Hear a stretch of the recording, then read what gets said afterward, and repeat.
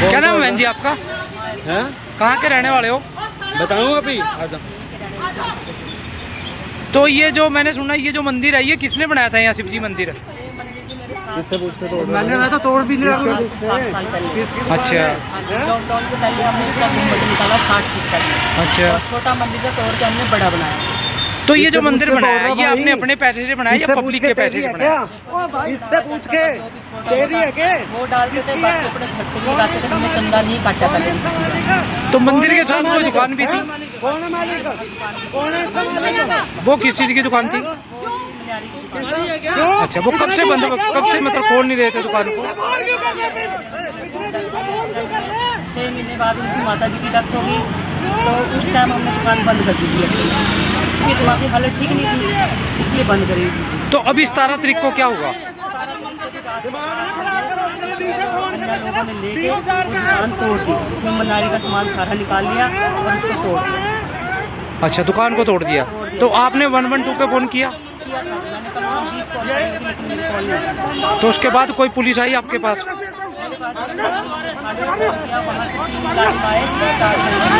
अच्छा उन्होंने क्या किया? रोकथाम कुछ नहीं हुई थी, लोग बोलते रहे खाने के लिए फिर वो कहने लगे हम नहीं जाएंगे, हम सिवनी 11 बजे। तो अगले दिन वो गए? अच्छा 10 बजे के 12 बजे। तो थाने में कौन मिला आपको? तो लीला राम से क्या बात हुई?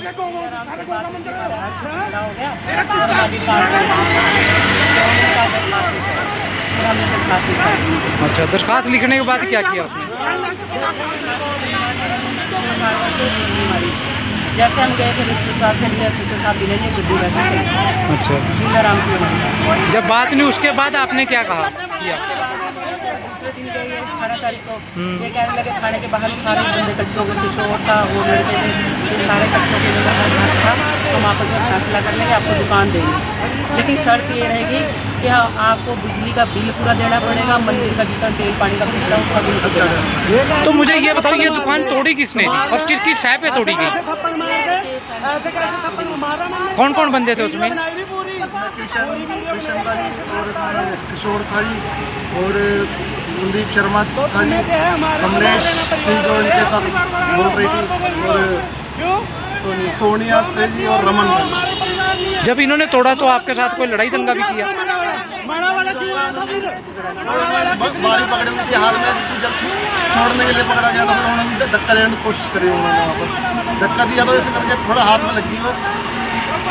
तो मुझे ये बताओ ये जो ज़मीन है यहाँ की ये तो गवर्नमेंट की ज़मीन है, सभी लोगों ने ऐसे ही कब्जा कर रखा है, तो उन्होंने आपका मकान क्यों तोड़ा इस चक्कर में? वहाँ पे सिर्फ कब्जे पे सब कोई बैठा है, जैसे वो बैठे ऐसे हम लोग भी बैठे हैं। नहीं मुझे ये जानना है कि वो उनको तोड़ने का अधिकार किसने दिया है?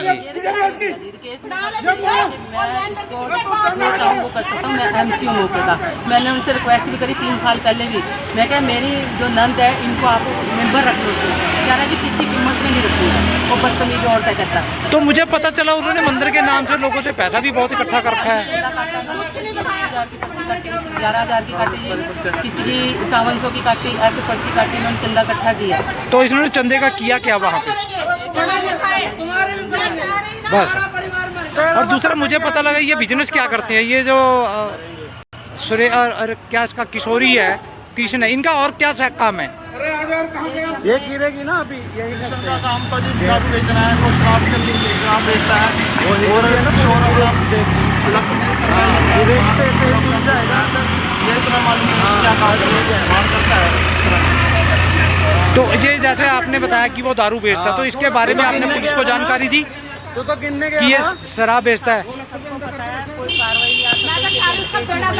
कहते हैं तुम कुछ नहीं कर पाओगे, तो मैं कुछ नहीं कर सकता हूँ, तुम्हारा कुछ नहीं कर सकता, तुम थाने में जाओ मत जाओ तक पहुँचा, मैं कुछ नहीं कर सकता, मेरा पैसा बहुत है। जब उसने कहा कि पुलिस आपकी सुनेगी नहीं तो आपने पूछा नहीं भी क्यों नहीं सुनेगी हमारी?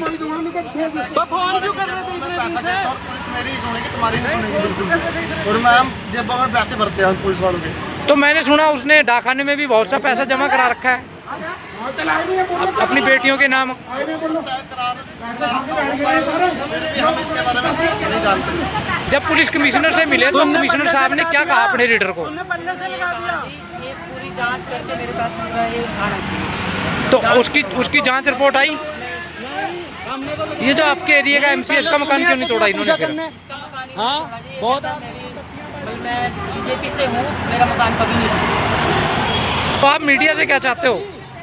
आया बेटा यही चाहते हैं कि हमारा फैमिली का शहर बनाया जाए और उसकी दुकान बनवाया जाए,